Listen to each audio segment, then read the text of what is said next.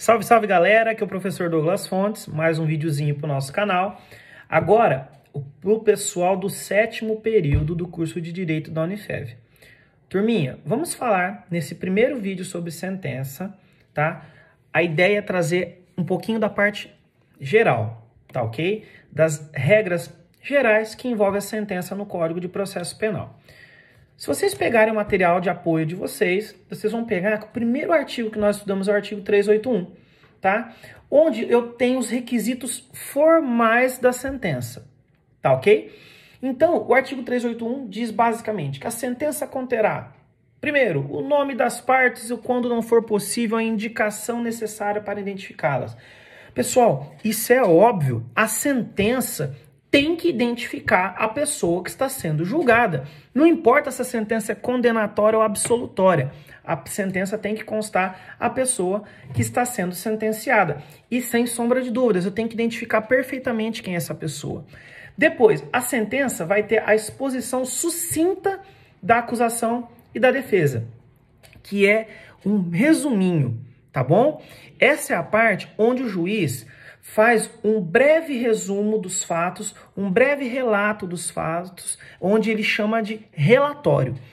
Esse relatório, o juiz vai demonstrar todo o ato praticado processual, toda a persecução penal, ok? Para que ele possa, depois, na justificativa, tá ok?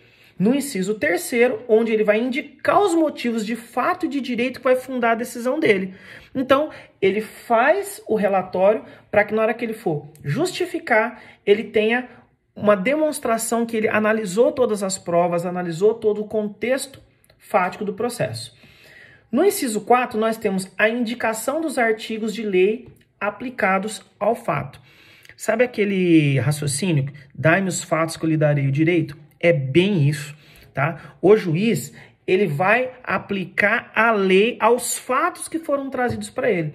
Tanto que o juiz, lembrem, ele não fica adstrito à tipificação penal que o promotor ou o querelante colocou, ok? Depois eu tenho, por último, no inciso 5, o dispositivo, que é onde realmente o juiz vai colocar a decisão dele.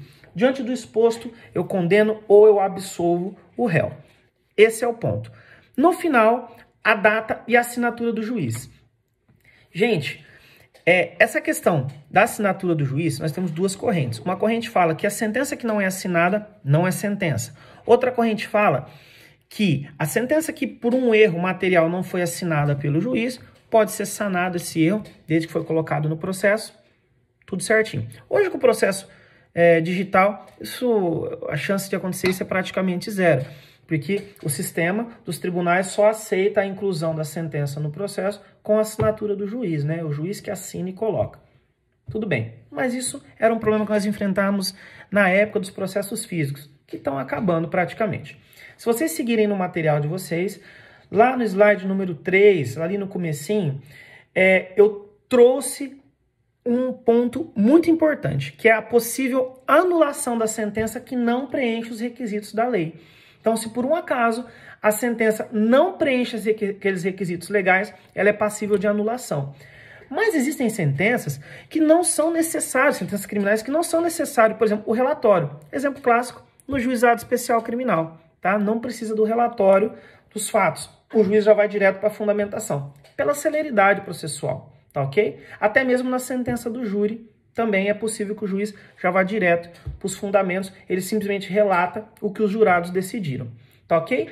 Então, pessoal, no material de vocês, nós fizemos um estudo paulativo de cada inciso desse, tá ok? No slide 4, salvo engano, nós falamos do inciso 1, 2, do inciso 3 e do 4, onde eu falei do relatório e da fundamentação. E eu queria fazer um alarme sobre a fundamentação. Gente, fundamentação é tão importante, tão importante, tão importante que está na Constituição Federal. Toda decisão judicial, lembra? Tem que ser fundamentada. Muito mais uma sentença. Como que eu vou ter uma sentença que não é fundamentada? Se eu tiver uma sentença que não é fundamentada, não tem como exercer a ampla defesa e o contraditório. Como é que a parte vai recorrer, vai questionar essa sentença se ela não foi fundamentada?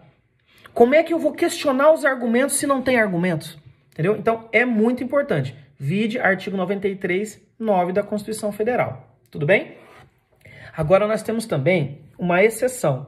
Qual que é a sentença que não exige fundamentação do julgador? Tic-tac. Lógico, a sentença do júri. Mas não estou falando do juiz, eu estou falando da decisão dos jurados.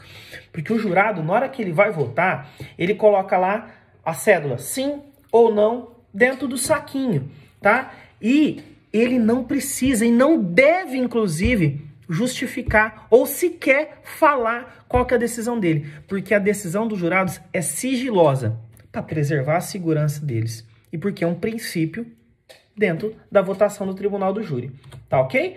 Pessoal, não esqueçam, tá? Que no tribunal do júri, os jurados, eles simplesmente votam a decisão deles. Mas o juiz, ele vai aplicar a pena e fundamentar o porquê que ele está aplicando aquela pena. Ok? Tudo bem? Vamos seguir, então. Um outro ponto muito importante é o seguinte. A sentença, o juiz não fica adstrito ao pleito da acusação, ao pleito da defesa. Pode ser que o Ministério Público venha, depois de processar a pessoa, entenda que ele, promotor de justiça, né, ele, representante do Ministério Público, deve pedir absolvição da parte. Isso não vincula o juiz a absolver ninguém. O juiz ele vai julgar conforme a sua livre convicção. Tudo bem? Tudo bem? Outra coisa, não esqueçam, sentença é proferida por juiz monocrático. A partir do momento que eu tenho uma turma recursal, eu tenho um tribunal, um grupo, tá ok? Aí não falo mais em sentença, eu falo em acórdão, ok? Depois nós aprofundamos na questão do dispositivo, que é a parte da sentença onde propriamente eu tenho a decisão, né? Onde o juiz decreta realmente a decisão dele, e eu tenho a autenticação, que é o que eu falei por último com relação à assinatura do juiz, tá ok?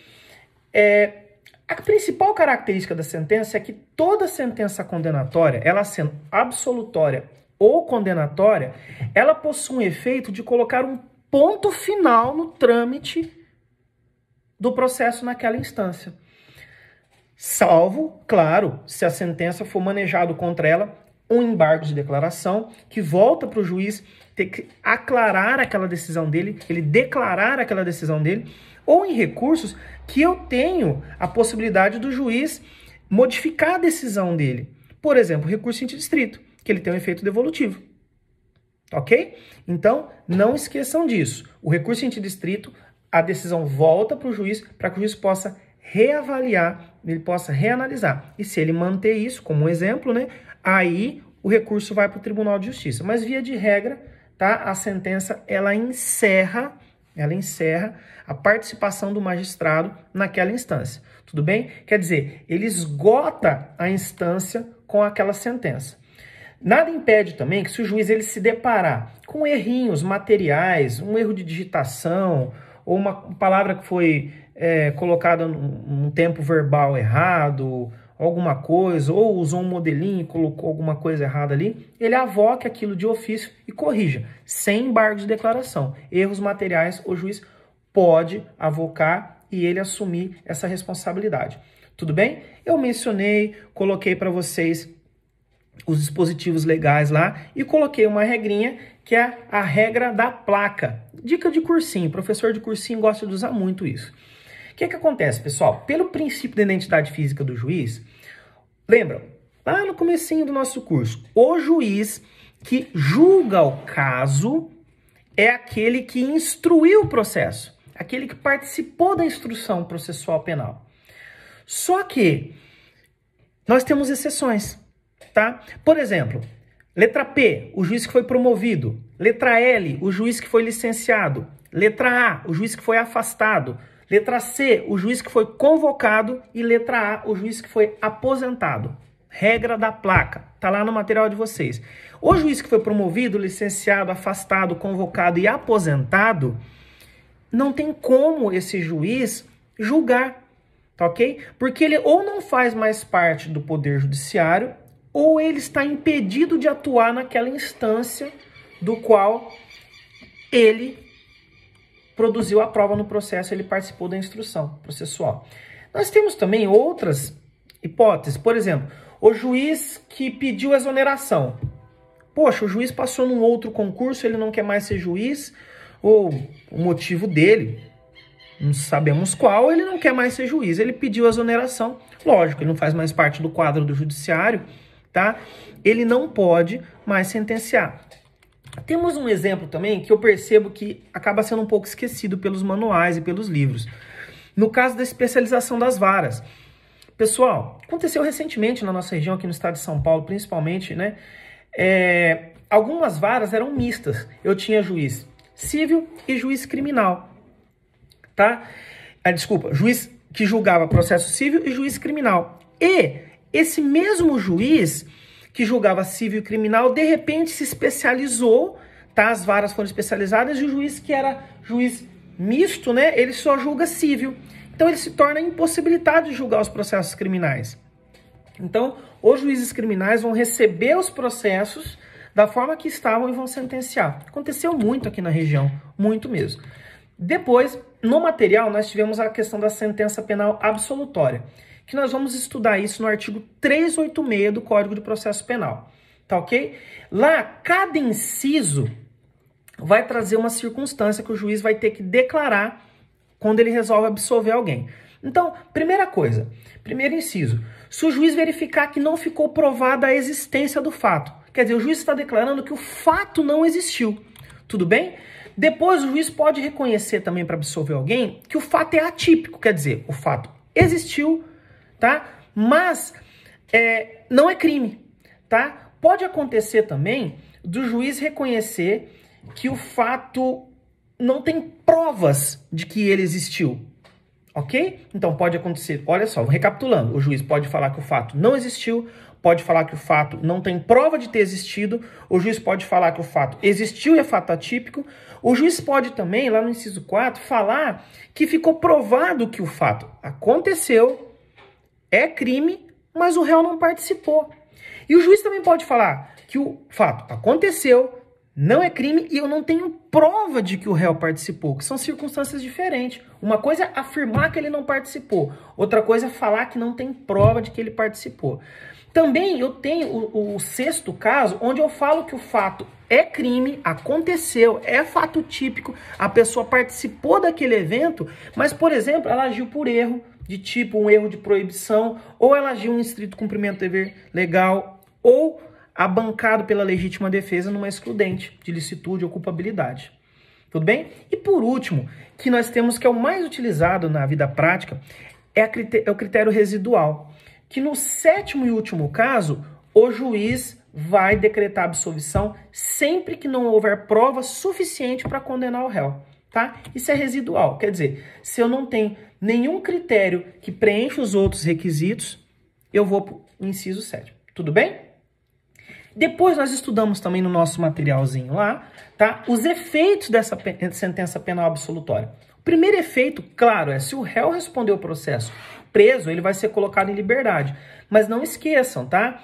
O juiz não é porque ele simplesmente absolveu que ele tem que colocar em liberdade. Ele vai analisar os critérios que a pessoa preenche ou não a prisão preventiva, do artigo 312. Porque aquele processo pode ter uma sentença, tá? E pode ter um recurso, tá? Então vai se analisar a possibilidade ou não da manutenção da prisão preventiva da pessoa de acordo com os critérios pessoais do que aconteceu no processo. Lógico que, via de regra, se o juiz reconheceu que a pessoa é inocente, qualquer medida cautelar ou prisão preventiva acaba sendo um pouco perigoso o juiz justificar isso. Como é que o juiz vai justificar a manutenção de uma prisão sendo que a pessoa foi considerada inocente? Mas ele tem que justificar, tudo bem? Tem que analisar isso com muito cuidado, igual eu coloquei no material para vocês. Nós temos também a figura da sentença absolutória imprópria, que é quando reconhece que a pessoa não tinha o desenvolvimento mental completo, a pessoa era inimputável no momento da ação penal, tá ok? Do ato penal, né? No momento do ato criminoso. Então, o juiz ele pode absolver a pessoa, mas ele vai aplicar uma medida de segurança. Quer dizer, o juiz pode determinar que a pessoa passe por um tratamento ambulatorial ou se interne num hospital de custódia do Poder Judiciário, ok? Cuidado, hein? Sentença absolutória imprópria costuma ser pegadinha de concurso.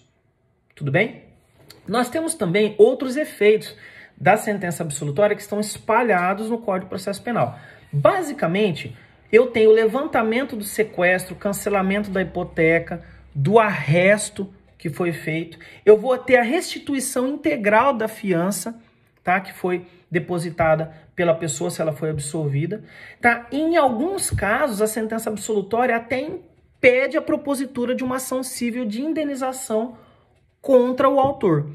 Por exemplo, tá? Eu tenho aqui, se ficou provado que o réu agiu em legítima defesa, não tem por que ele indenizar ninguém. Ou ficou comprovado que ele não participou do fato criminoso, ou que aquele fato não é crime, ou que aquele fato não existiu. Aí nós temos uma discussão. Porque o fato pode não ser crime, mas é um ilícito civil. Mas se eu comprovar que o fato não existiu, então não tenho que indenizar. Tudo bem? Cuidado com isso também. Depois, nós entramos na sentença penal condenatória, pessoal. Então, quando eu falo em sentença penal condenatória, eu já estou falando do artigo 385, 387. Então, fica para o próximo vídeo, para o próximo conteúdo. Um beijo para vocês, se cuidem. Até mais.